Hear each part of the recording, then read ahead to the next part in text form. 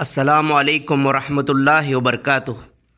بسم اللہ الرحمن الرحیم، نحمدہ ونصلی علی رسولہ الکریم، اما بعد۔ محترم سامعین، صحیح ذکر چینل میں آپ کا خیر مقدم ہے۔ دوستوں، ایک سوال میں آپ سے پوچھنا چاہتا ہوں، والدین اپنے لیے کیسی اولاد کی چاہت رکھتے ہیں؟ ایسی اولاد جو ان کو ماں باپ ماننے سے ہی انکار کر دے، ان کو ہر وقت برا کہتے رہے، ان کے سامنے کسی اور کو ماں باپ کا درجہ دے، ان کے قریبیوں سے نفرت کرے، یا پھر ایسی اولاد جو ان پر قربان رہے، انہیں ہر وقت خوش رکھنا چاہے اور ان کے قریبیوں سے پیار کرے؟ یقیناً ایسی اولاد جو ان پر قربان رہے اور ان کے قریبیوں سے بھی پیار کرے۔ جبکہ والدین اپنے اولاد کے خالق نہیں ہیں، ان کے ہونے کا محض ذریعہ ہیں، تو پھر خالق کیسی مخلوق سے پیار کرے گا؟ ایسی مخلوق جو اس پر قربان رہے اور اس کے قریبیوں سے بھی پیار کرے۔ دوستوں، غریب، یتیم، مجبور، مظلوم وہ لوگ ہیں جن سے خالق پیار کرتا ہے۔ عید الاضحیٰ میں دی جانے والی قربانی میں یہ دونوں باتیں موجود ہیں، ایک اپنے خالق پر قربان ہو جانا اور دوسرے خالق کے قریبیوں سے پیار کرنا، یعنی غریب، یتیم، مجبور، مظلوم لوگوں کو کھلانا پلانا۔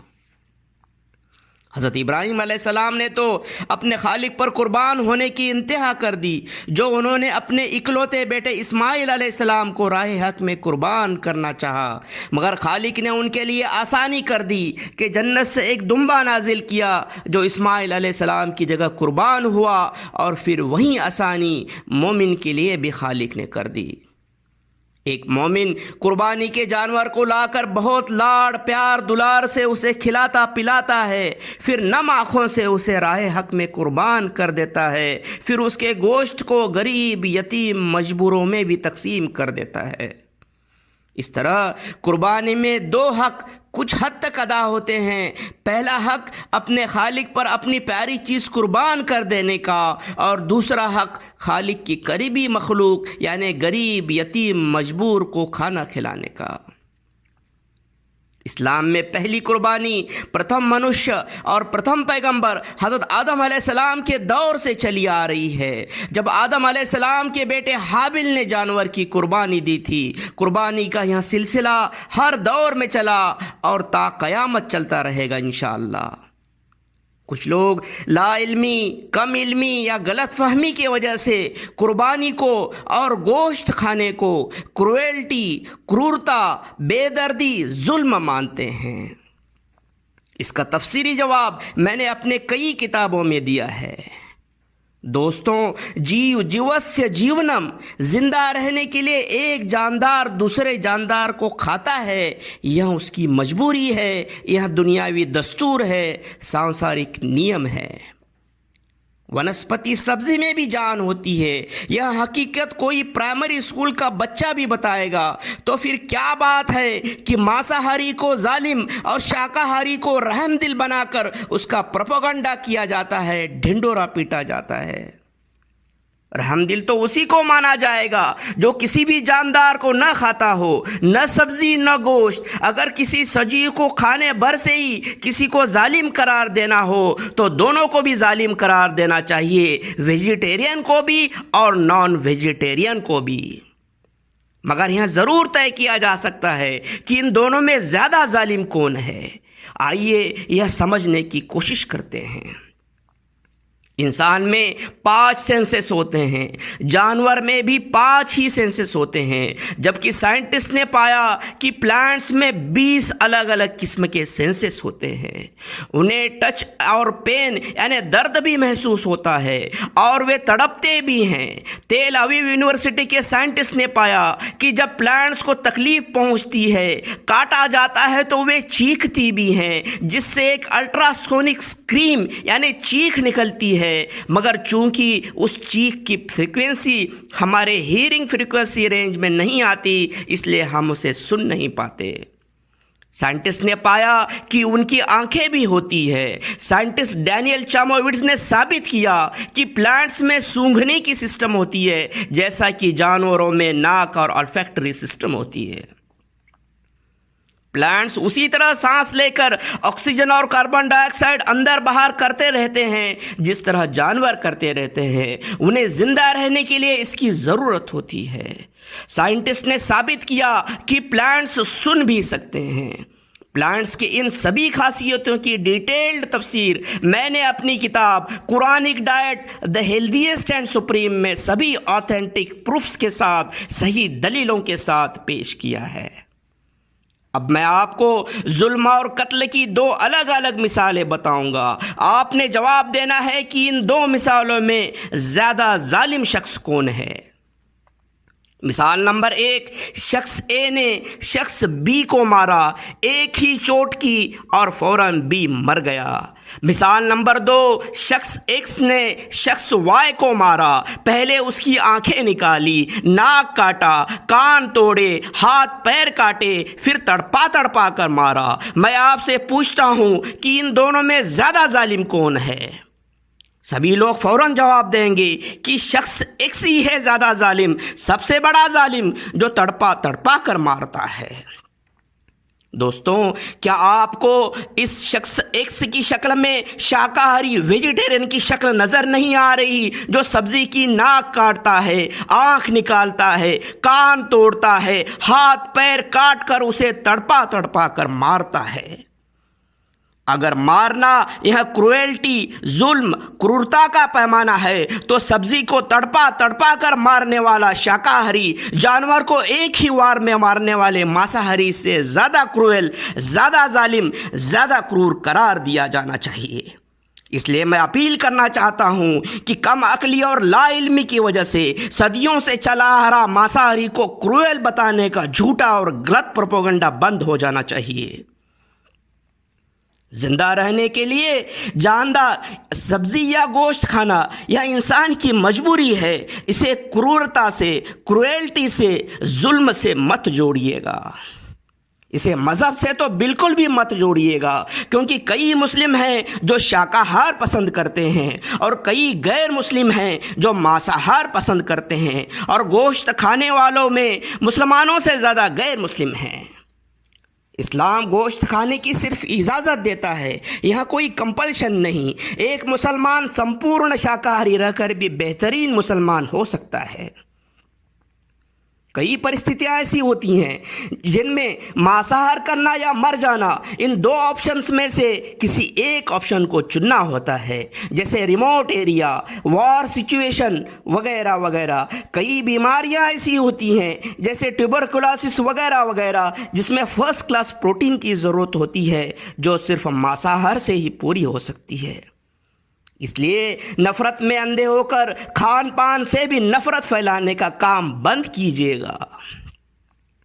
دوستوں، اسلام کا نام آتے ہی لوگوں کو صرف عید الاضحیٰ کی قربانی نظر آتی ہے، مگر حقیقت میں اسلام شروع سے آخر تک قربانی، سیکریفائس، تیاگ کے علاوہ کچھ بھی نہیں.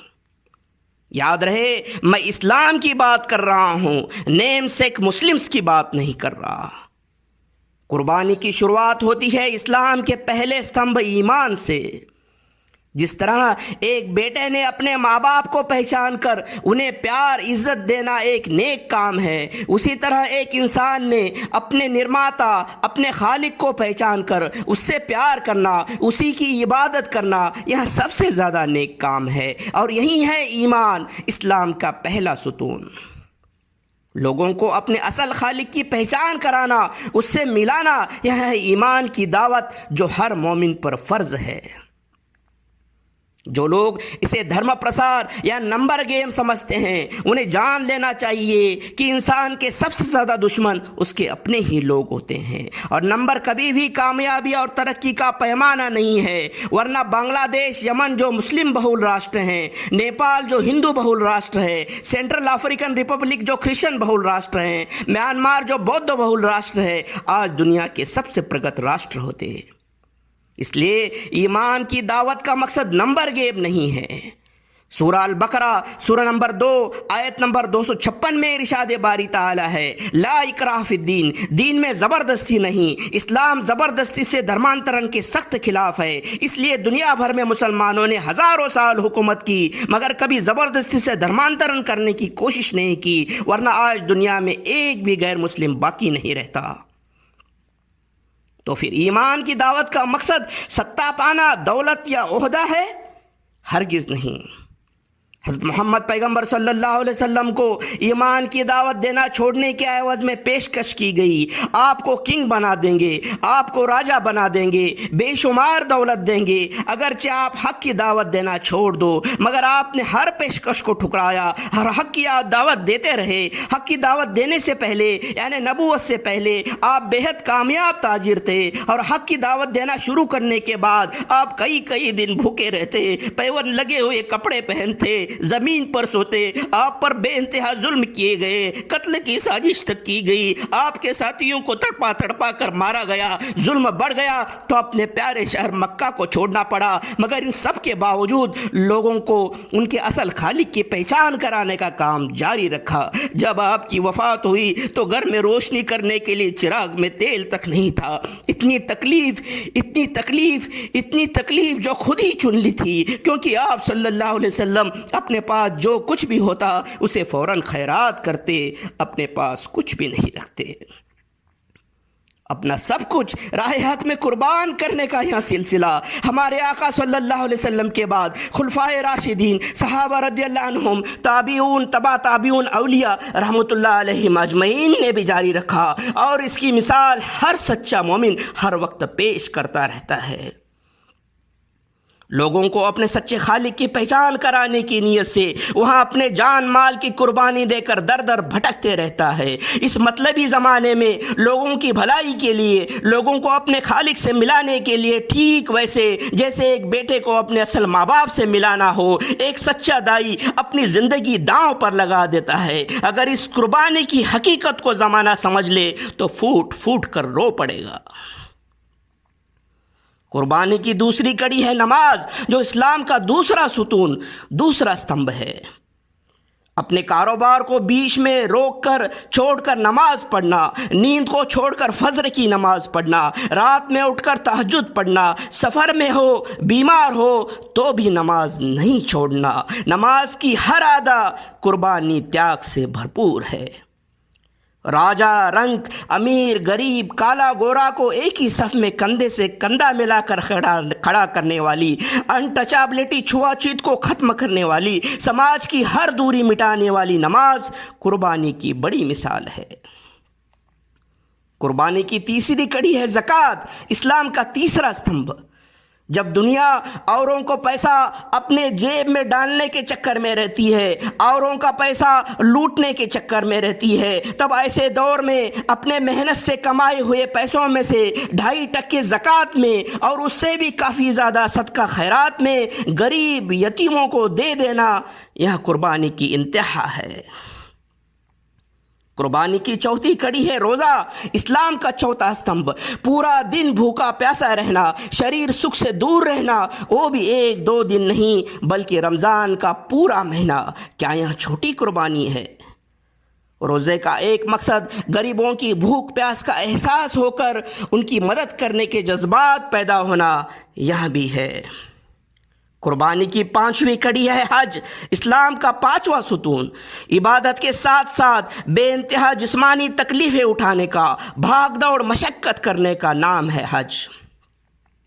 راجہ، رنک، امیر غریب کا فرق مٹانے کا نام بھی حج ہے کہ ہر حاجی 2 انسلے سفید کپڑوں میں ہوتا ہے کہ ان میں امیر کون ہے اور غریب کون ہے، راجہ کون ہے اور رنک کون ہے، یہ فرق کرنا مشکل ہو جاتا ہے۔ یہ 5 ستون ہی صرف قربانی نہیں بلکہ مومن کی ہر ادا میں قربانی ہے۔ اسلام کا ہر حکم تیاگ کرنے کا، سیکریفائز کرنے کا، قربان ہو جانے کا پیغام دیتا ہے۔ آج کل کے ہر غلط چلن سے دوری بنائے رکھنا قربانی ہے، شراب چھوڑنا قربانی ہے، ہر نشے سے دور رہنا قربانی ہے، سود لینے دینے سے دور رہنا قربانی ہے، جوئے سے دوری قربانی ہے، ہر قسم کے حرام کی کمائی سے دوری قربانی ہے، وواہ पूर्व विवाह बाह्य अनैतिकता से दूरी कुर्बानी है, संगीत नाच गाने गाने बजाने से दूरी कुर्बानी है, हर अदा में कुर्बानी है। गाली गलौज मारपीट तो दूर, इस्लाम किसी पर तंज ताना कसने को भी हराम करार देता है। गीबत बोहतान चुगली हसद कीना बुग़्ज़ दुश्मनी हर बुरी चीज़ से रोकता है। चोरी डकैती विनय भंग बलात्कार व्यभिचार मारपीट कत्ल दंगे फसाद को इस्लाम सिर्फ मना ही नहीं करता बल्कि ऐसा करने वालों को खौफनाक सज़ा सुनाता है।